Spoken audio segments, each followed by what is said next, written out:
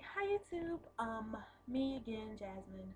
I am gonna show you real quick the blizzard of 2010. Um, Today is February 7th, 2010.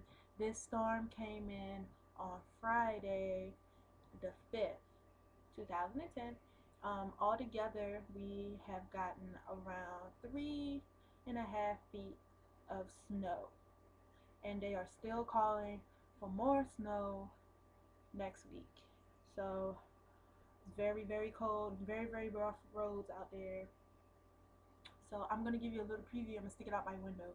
A little preview of what it looks like outside.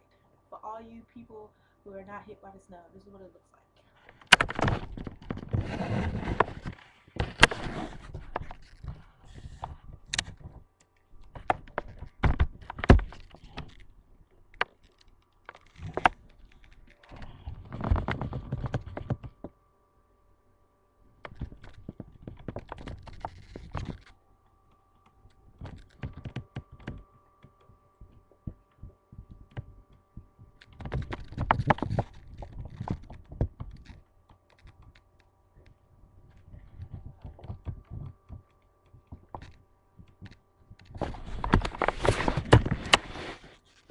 Very rough out there right now.